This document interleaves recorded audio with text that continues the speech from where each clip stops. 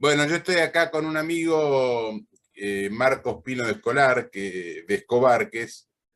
es portugués, de nacionalidad argentina también, conoce muy bien Buenos Aires porque incluso ha vivido en Buenos Aires.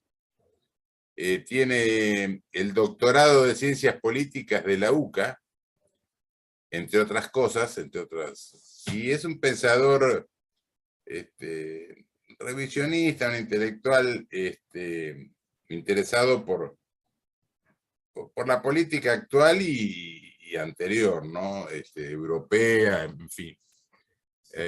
Así que, y bueno, y además es, bueno, amigo mío, y bueno, le doy la bienvenida y hablemos del tema que te parezca. Yo había pensado que a lo mejor podía ser, por ejemplo, hablar de democracia, de los nacionalismos, etcétera. Y quería aclarar también que Marco hizo una tesis sobre Oliveira de Salazar, Antonio Oliveira de Salazar, y el pensamiento maurrosiano que tenía Salazar, que bueno, Morraz era un filósofo y pensador francés. Así que no sé si quieres comentar algo de ese tema o empezar directamente con el que te parezca. Bueno, primera cosa, muchísimas gracias, Leonardo, por la invitación. Es siempre un gran gusto estar acá, conectado a distancia, aunque sea. Te hago una pequeña precisión. Al principio dijiste de nacionalidad argentina. Todavía no, está en trámite, pero si Dios quiere, Bueno, será pronto. no Bueno, se importa, acá. atrasó por la pandemia, pero de corazón ya argentino. Bueno, acá te aceptamos igual como argentino, no te preocupes. Muchas gracias, muchas gracias. Es un honor, un gran honor. Bueno, dijiste para empezar por el tema de la democracia, ¿no? O a lo mejor explicar un poco lo que pensaba Salazar y Mojas. Sí, mi tesis doctoral hecha o realizada en Argentina fue justamente sobre la influencia de Charles Mojas en el pensamiento político de Olivera Salazar. Um, Mojas fue más que un pensador, fue un filósofo político francés de gran importancia, sobre todo en la primera mitad del siglo XX, porque él tuvo un abordaje distinto para el tema monárquico, ¿no? Monarquía tradicional, ¿no? Monarquía de la farándula que existe hoy en día. Monarquía tradicional porque él encontró y podía casi que demostrar como un teorema matemático la necesidad de la monarquía tradicional para Francia, para la realidad de Francia. Fue un gran contrarrevolucionario. Él hizo algo muy interesante porque cuando empezó a finales del siglo XIX, existía como una leyenda de que el pensamiento monárquico estaría relacionado uh, bueno, estaba asociado por la revolución, por los pensadores revolucionarios, estaba asociado con el obscurantismo, con supersticiones, muy ligado a la iglesia, al catolicismo, que para los revolucionarios sería algo obscuro, una superstición. Y todo lo que sea razón, inteligencia, estaría asociada o sea, el pensamiento progre, ¿no? Para utilizar un término moderno, un término actual, mejor diciendo, estaría asociado con la revolución y con lo que vino después. Y en realidad lo que hace Mojas es que él hace un abordaje al tema desde la inteligencia, desde la razón, y no podría ser perdonado, aceptado por la crítica revolucionaria. Se comenta que Jean Jaurès, nada menos que Jean Jaurès, fundador del periódico L'Humanité, que después vino a ser el órgano oficial del Partido Comunista en Francia, Jean Jaurès le decía a su gente, hagan cualquier cosa, pero jamás discutan como Haas, porque era una máquina de demolición, de lógica, de inteligencia, de razón. Entonces, la primera cosa que hace Haas es sacarle a la izquierda revolucionaria, el monopolio, entre comillas, de la razón o de la inteligencia. Porque Haas, con las mismas armas, discutía con ellos de una forma demoledora. Yo te diría que ahí es la principal, el principal valor de Haas en ese entonces. Después una otra cosa, porque él hace la defensa de la institución monárquica, y repito aquí, monarquía tradicional. Haas tenía una fórmula, la monarquía tradicional, hereditaria, antiparlamentaria y descentralizada. Él hacía la defensa de la forma de monarquía no desde la religión, no era una forma, un abordaje teocéntrico, ¿no? O religioso de la cuestión, y tampoco era un abordaje de la monarquía desde un punto de vista sentimental o casi como que por inercia, ¿no? Una cuestión familiar. No, él hacía el abordaje desde la razón, pero tampoco era una idolatría, si querés, de la razón, como hacían los revolucionarios, ¿no? ¿Te acordás que ellos hablaban de la diosa razón? Sí.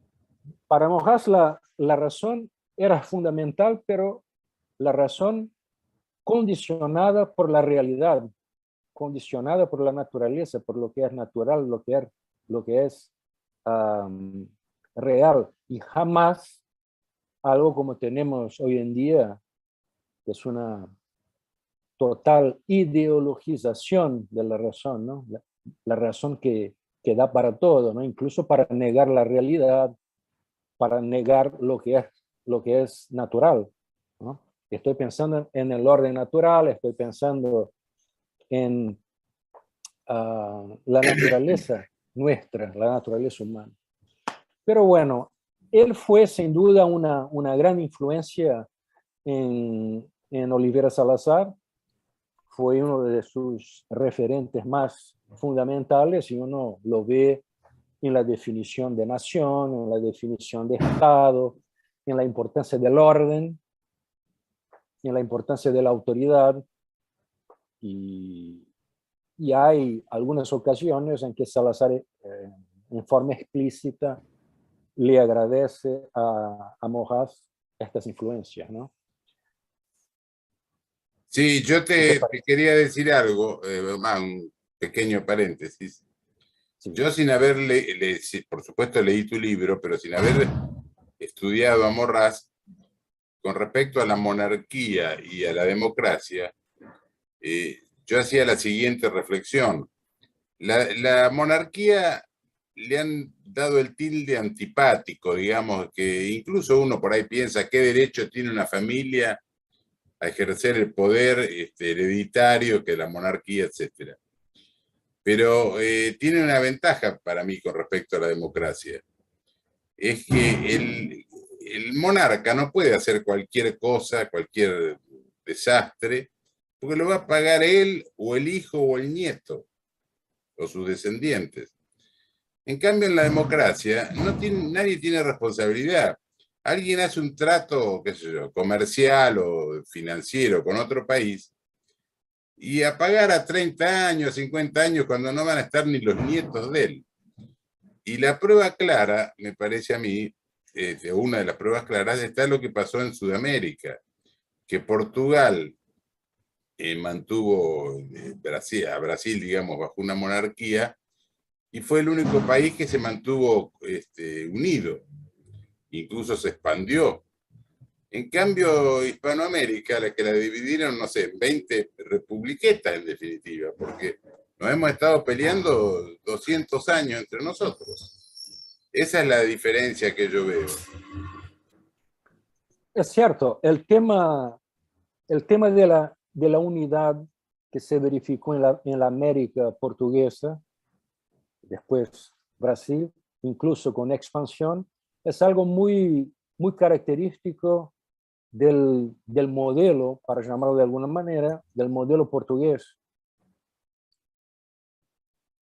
Por supuesto que tiene que ver con la forma monárquica, pero también hay otra cosa, es que cuando uno piensa más específicamente en Mojas y en Salazar, Salazar entendía que el poder, y Mojas también, por supuesto, que el poder tiene 4 atributos fundamentales, o debe tener 4 atributos fundamentales: la fuerza,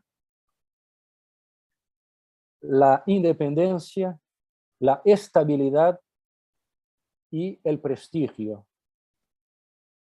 Bueno, cuando Mojas piensa en estos 4 atributos, la única forma de mantenerlos o de asegurarlos es a través de la monarquía, es a través de una monarquía, porque, y Salazar lo ve de la misma manera, o de alguna forma, cómo mantener, cómo preservar. Y ahí Mojas decía que cada país o cada nación, cada sociedad debería hacer un inventario de su experiencia histórica, de su experiencia pasada, para ver en los momentos de apogeo, en los momentos de prosperidad, y comparar con los momentos de crisis, con los momentos de decadencia.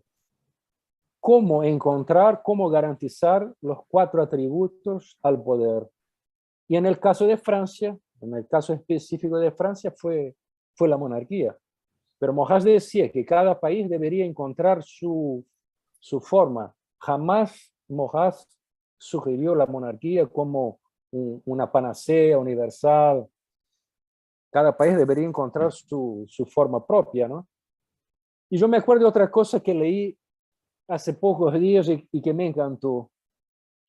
La definición de democracia de un argentino, de Ignacio Braulio Anzoátegui, que la democracia era una sociedad anónima de irresponsabilidad ilimitada. Pero es impresionante, ¿no? Irresponsabilidad limitada. O sea, sociedad ya viene con el sabor contractual, ¿no? Revolucionario. Después Claro, anónima, claro. Sí, fíjate ahí con la palabra de irresponsabilidad. Acá nadie es responsable de nada en la democracia. exactamente. O sea, por empezar, por ejemplo, los legisladores no tienen una obligación, un mandato obligatorio a cumplir lo que prometieron. Los presidentes tampoco. Acá hemos tenido presidentes que han dicho, si hubiera dicho lo que iba a hacer, no me hubieran votado. Ahora, instalados esos dos poderes, si la ley, si la legislatura saca una ley, por más aberrante que sea, ya es una ley del pueblo, entonces todos tienen que cumplirlo, inclusive las minorías, no hay respeto a las minorías. Y si le preguntan al presidente, ¿pero usted por qué hizo esto? Ah, lo votó el Congreso. Y al revés, el presidente o el ejecutivo saca un decreto y si le preguntan al legislador, ah, es un decreto presidencial. O sea que nadie, ¿quién es el responsable? Nadie, ninguno. Exactamente. Y, Tampoco el elector que es un numerito, es un átomo, es una cruz en un papelito, o entonces si es un sistema electrónico, aún peor, ¿no? sí, sí, Es un y bit. Nada. además el elector, que en general no tienen, digamos, idoneidad para elegir a alguien, y los elegidos tampoco tienen idoneidad para ejercerla, pero el elector no tiene, o sea, una vez que puso el voto, si el otro Se hace acabó. totalmente lo contrario a lo que prometió, no puede hacer nada, tiene que esperar 4 años, 6 años, lo que sea, para votar a otro que va a hacer lo mismo. O Y sea que sigue en lo mismo, definitiva, exactamente. yo no veo que haya responsabilidad de ninguna de las partes. Exactamente. Es realmente una sociedad anónima de irresponsabilidad ilimitada. Me encantó la definición, no la conocía. Sí, Jorge Luis Borges decía que la democracia era la tiranía de la estadística. Sí, un abuso, creo que decía un abuso de la Un abuso de la estadística. estadística. Sí, totalmente, claro, claro, claro. Y bueno, así que la crítica que hace Mojas en su tiempo y en su estilo, o la crítica a la democracia que hacía Salazar, va en el mismo sentido, ¿no? Va en el mismo sentido, porque ellos, ellos entendían, por ejemplo, que la célula fundamental sería la familia y a partir de ahí, a partir de la familia, los grupos naturales, ¿no? Los estamentos, ¿no? Naturales que formaban una comunidad, no una sociedad. Bueno, una visión totalmente distinta, ¿no? Porque la visión del liberalismo, que es la visión opuesta, reduce todo al individuo, ¿no? Al átomo, ¿no?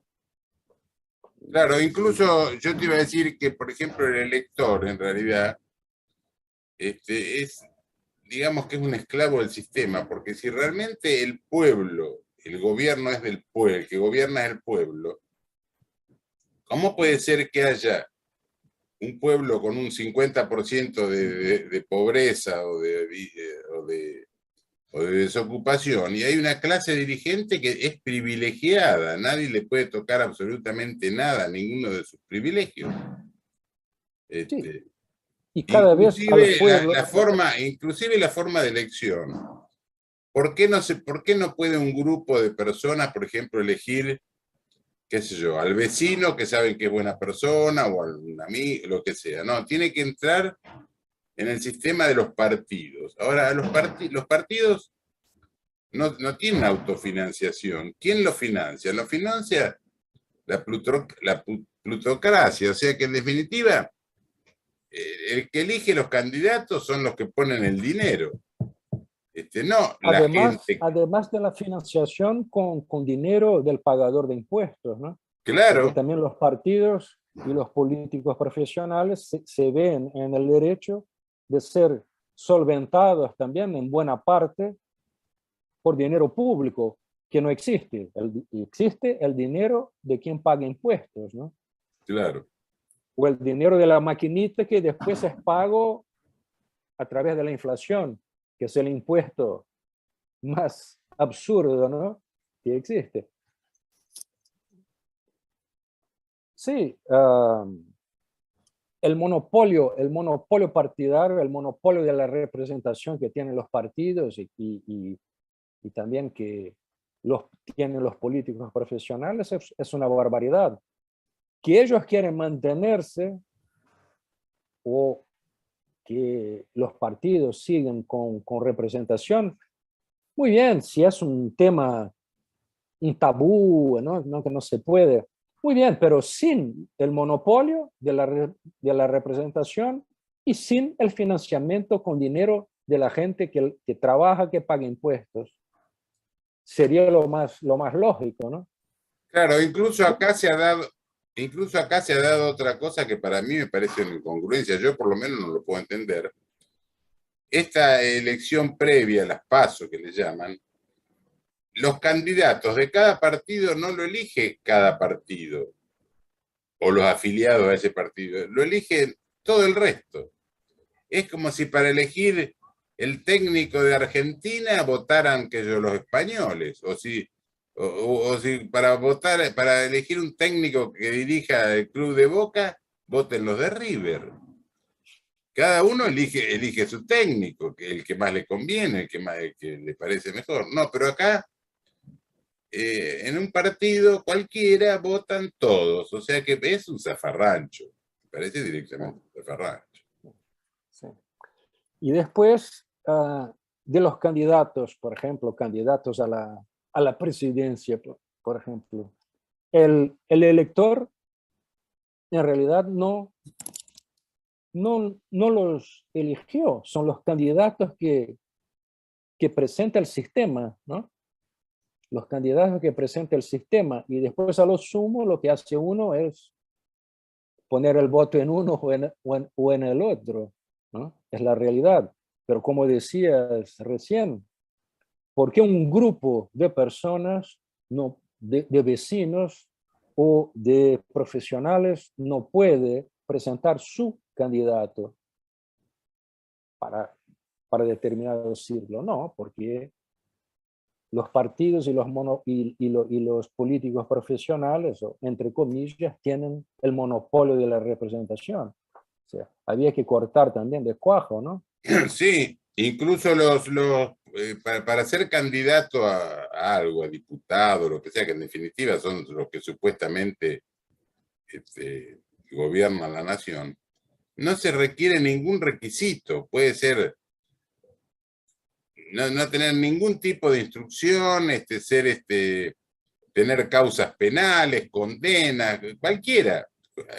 Acá cualquiera llega a donde quiere, a donde le elija la mayoría, digamos. Sí, es impresionante porque, por ejemplo, cuando uno piensa que, bueno, una persona que está con algún problema de salud, alguna enfermedad, se va a operar. La persona va a buscar un especialista. Primero, para operar hay que ser un médico, un cirujano, hay que tener referencias, hay que estudiar, hay que tener conocimiento, experiencia.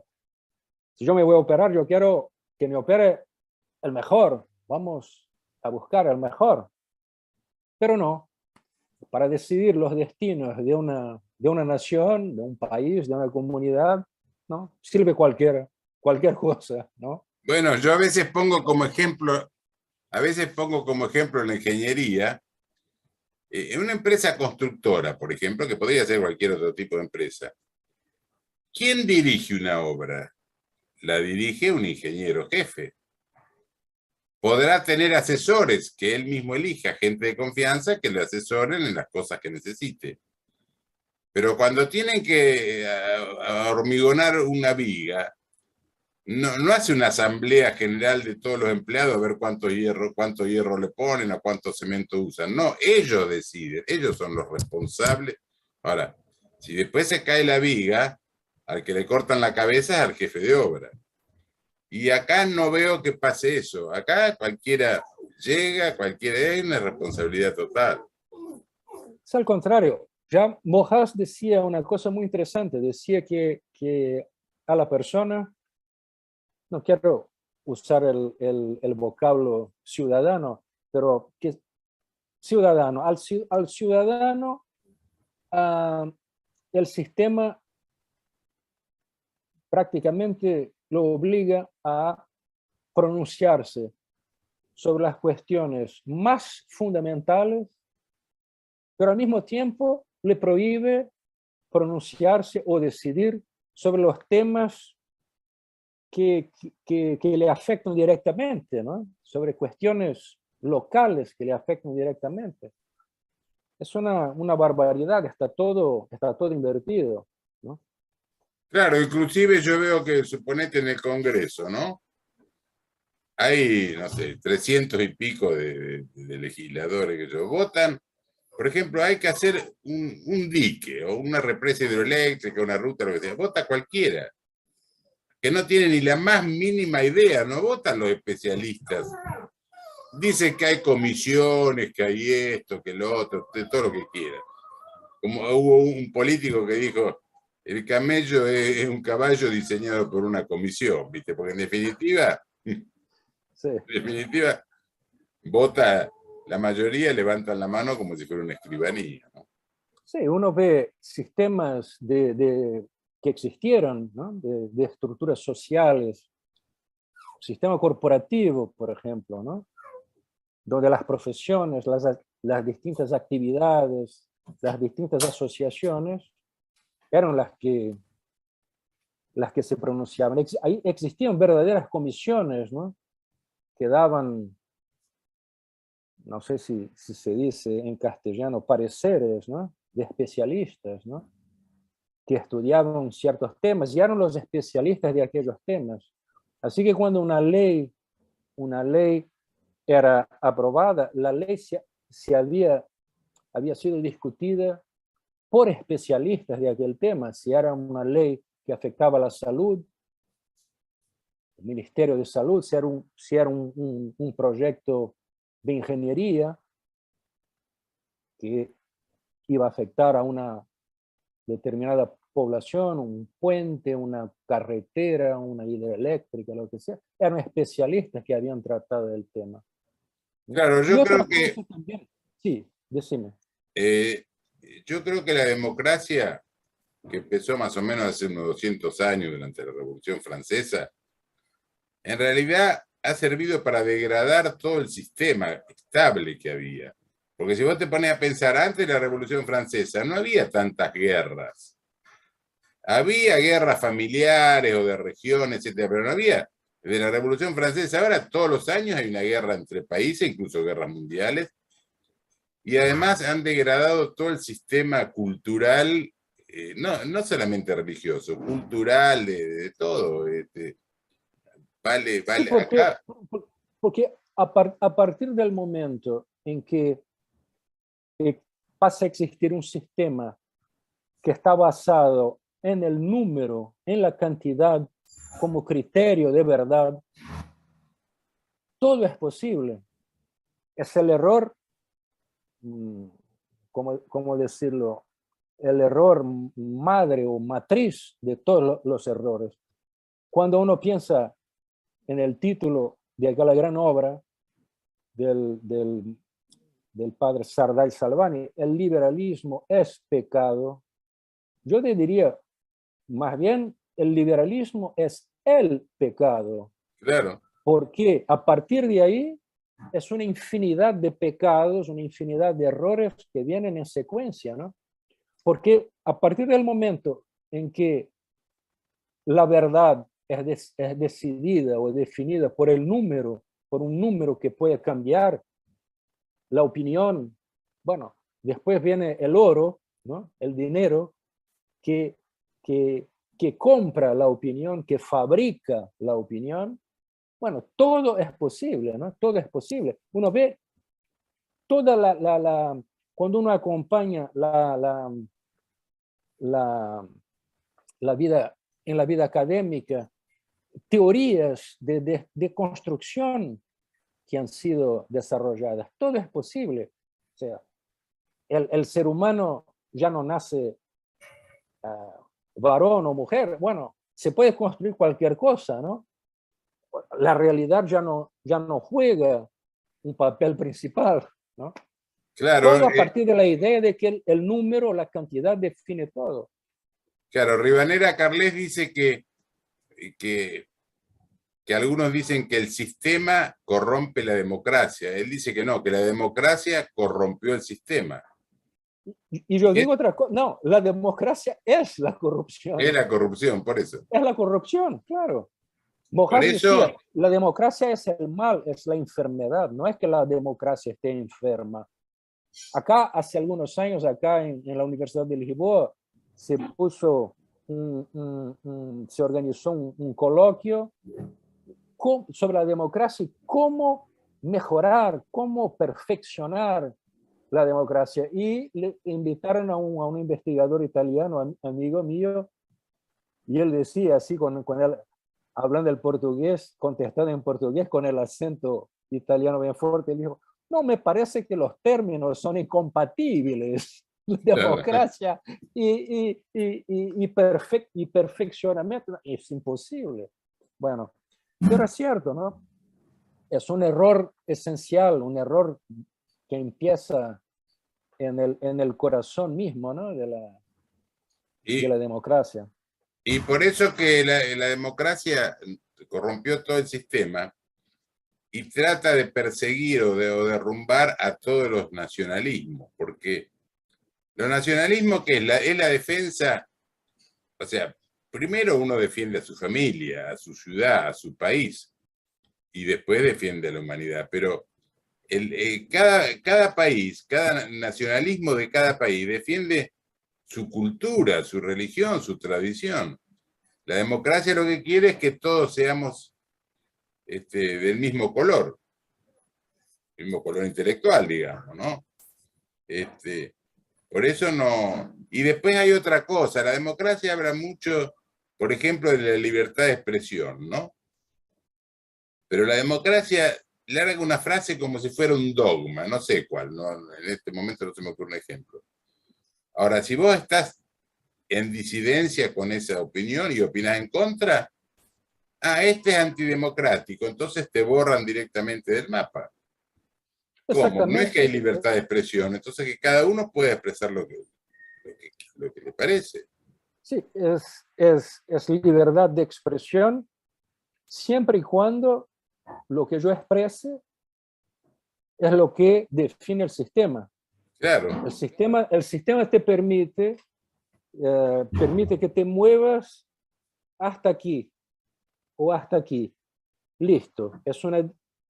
Ni siquiera la disidencia, ¿no? Puede existir. Puede existir pequeñas variaciones en un carril, ¿no? Así yo voy y bueno. Sí, Y si salgo de ahí, me gana. incluso han creado el delito de opinión, porque a alguien se le ocurre, no voy a dar el ejemplo concreto, pero a alguien se le ocurre que en tal época pasó tal cosa. Bueno, si vos querés investigar o revisar sobre ese tema, directamente te sacan del sistema, no podés opinar Sí, de ninguna sí, hay manera, es un temas, delito, hasta te meten preso. exactamente, hay temas en los cuales no hay libertad de debate o libertad de investigación. Eso es tremendo, ¿no? Es tremendo y ya dice todo.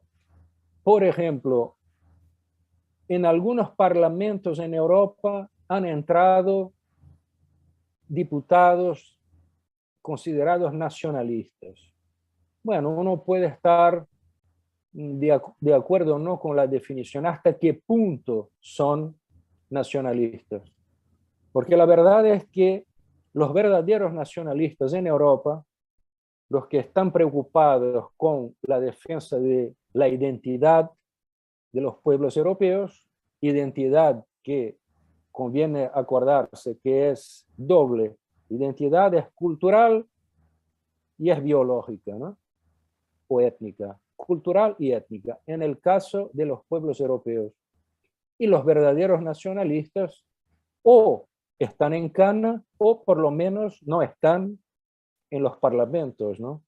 Incluso acá se llega al punto de no permitir que sean candidatos.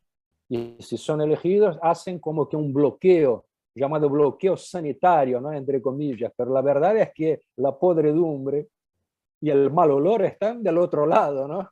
De aquellos que imponen el tal.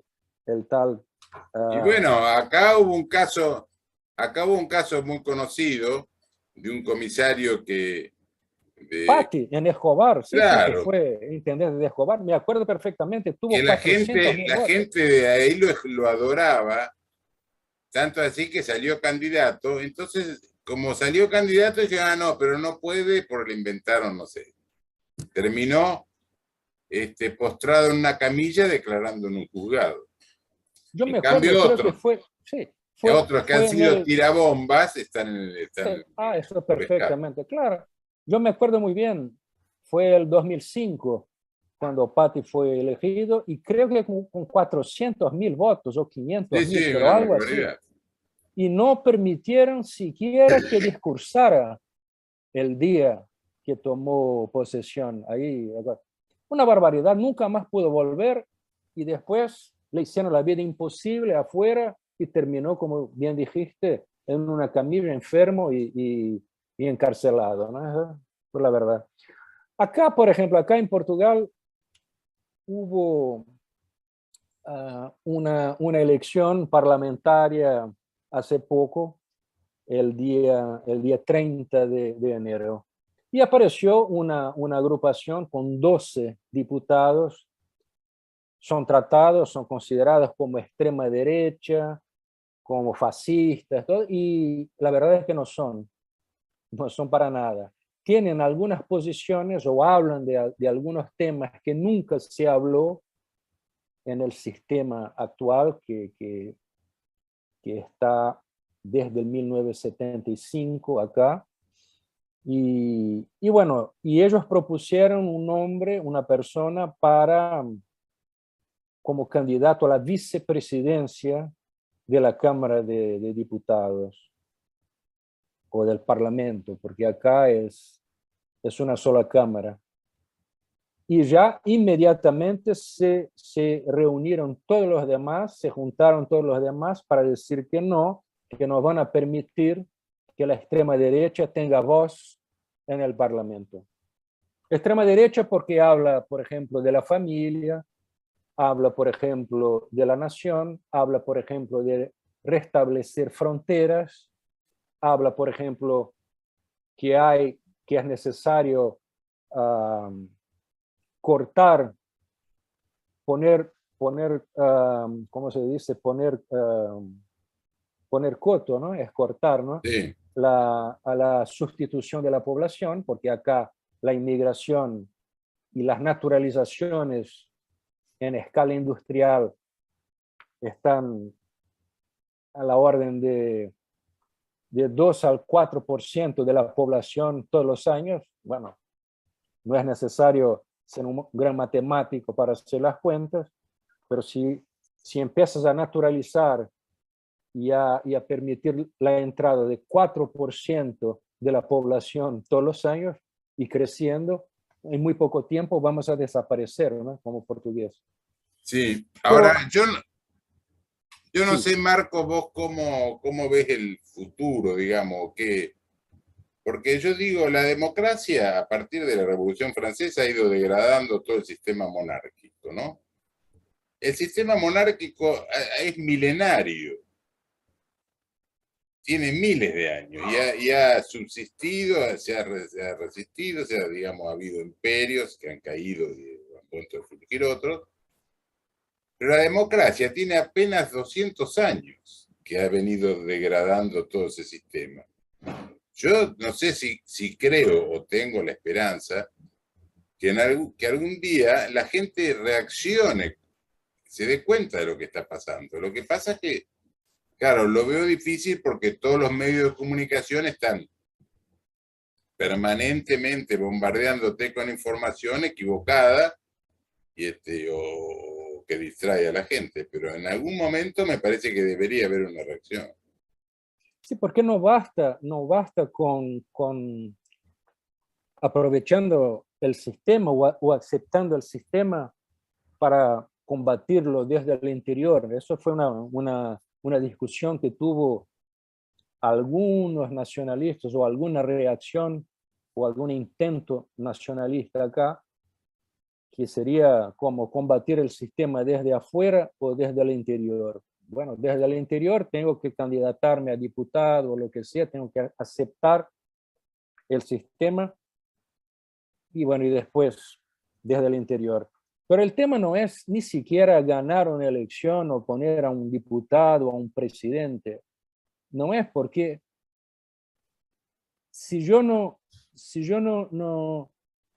tengo una posición, no tengo una posición en las universidades, en los centros académicos de las universidades, si yo no controlo ni siquiera un sindicato, si yo no tengo medios de comunicación, no tengo alguna posición ahí, si yo no en el cine, en la publicidad, en las editoriales, si yo no tengo una posición importante en la industria cultural, como se dice, yo no tengo participación, yo no participo en la formación de las mentes, ¿no? de la visión. Y es lo que hizo Gramsci y la revolución cultural, porque ellos pasaron a influenciar el lenguaje y del lenguaje las categorías de pensamiento de la gente. Entonces uno ve, por ejemplo, lo que se hizo, lo que ocurrió en Brasil. Se puso un candidato, se presentó un candidato, estoy hablando de Bolsonaro, que era un candidato un poco fuera del sistema y que defendía ciertas cosas. No estoy uh, endosando, no estoy diciendo que estoy de acuerdo con 100% de las cosas, ni siquiera que es un nacionalismo auténtico, pero muchas cosas defendió y defendió bien. Pero llegó a la presidencia, pero después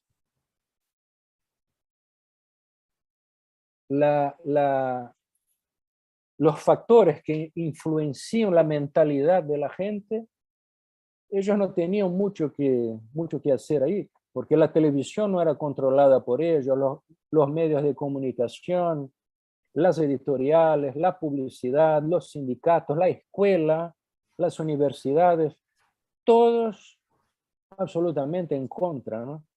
Eso es un tema, no es un tema menor, ¿no? Al contrario, ¿no?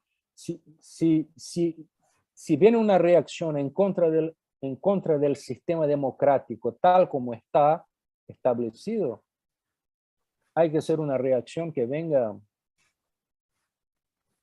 de los sectores que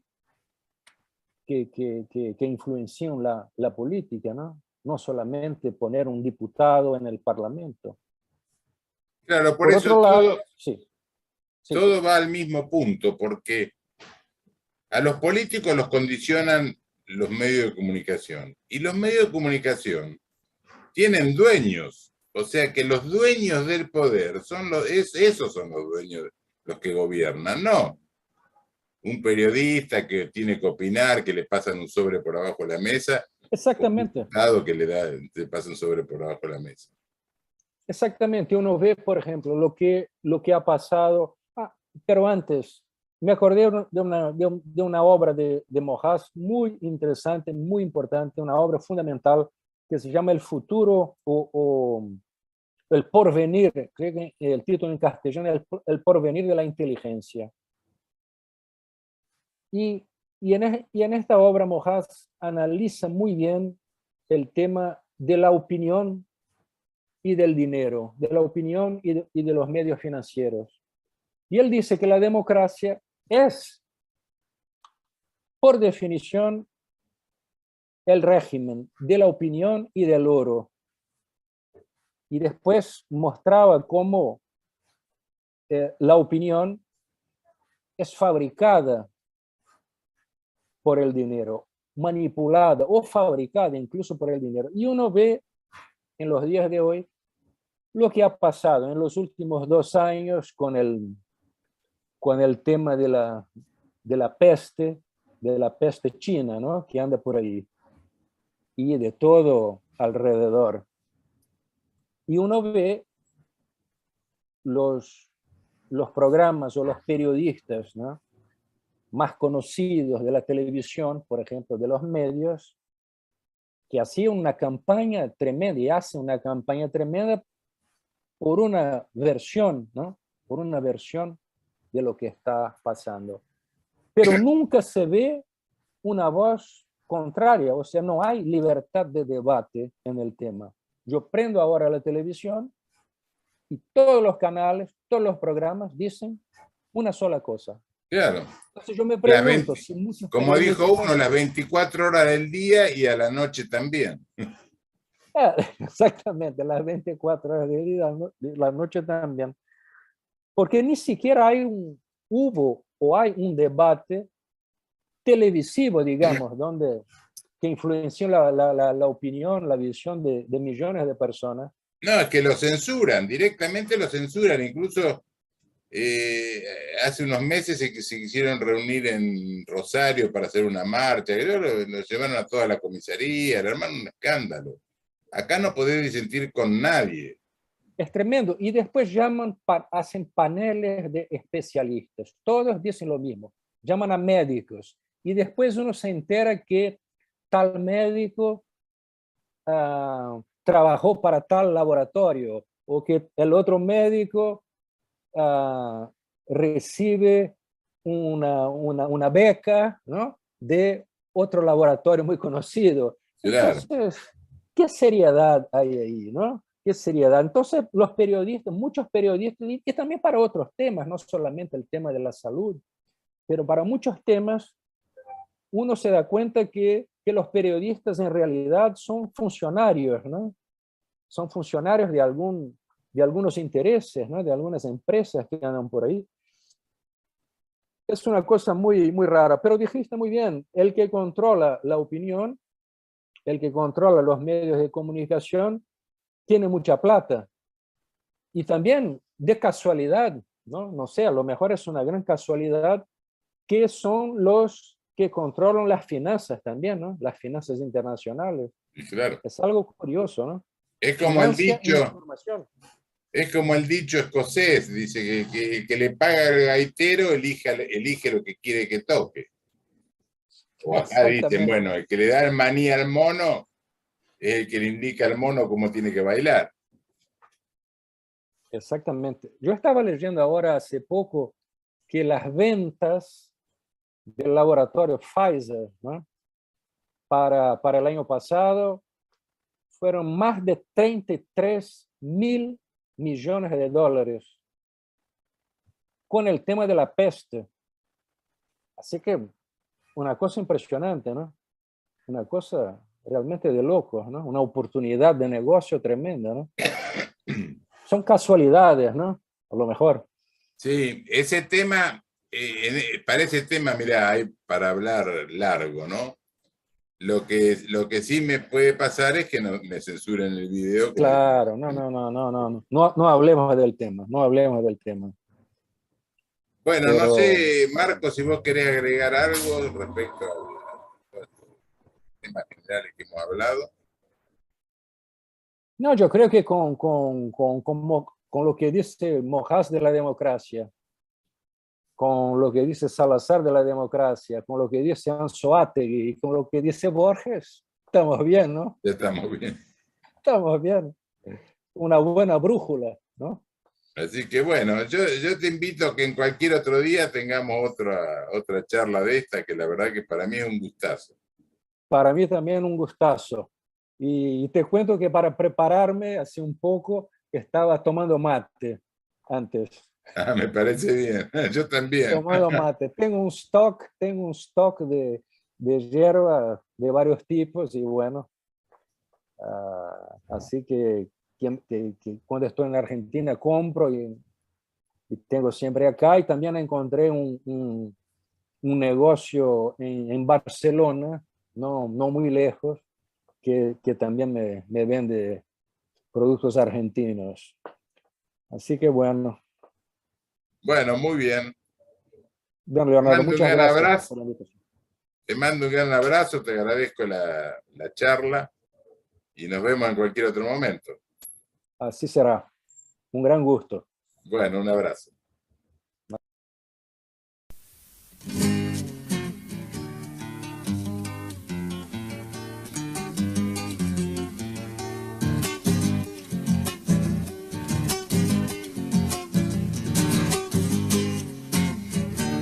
Cinco colores tiene la luna al agua, que digo la luna al agua.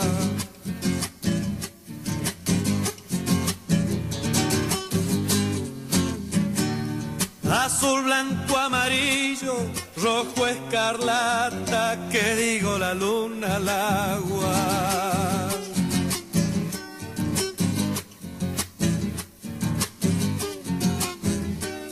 Yo he visto un ciervo herido bañar su frente, que digo bañar su frente.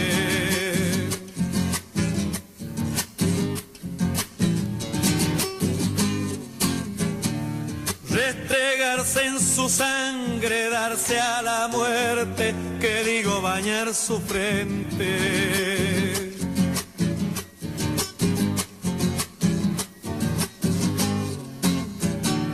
Y este es el triunfo, niña, de los varones que dicen sus intenciones.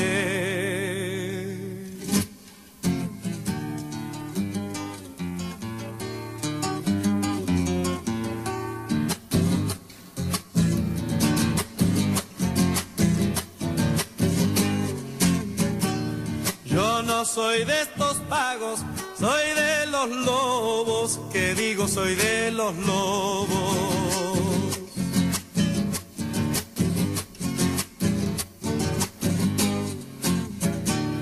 Yo no vivo con nadie, yo vivo solo, que digo soy de los lobos.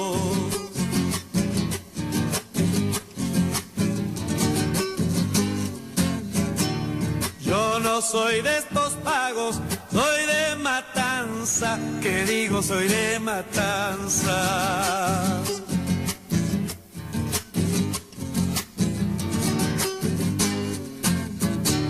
Soy viejo colorado de vincha y lanza, que digo soy de matanza.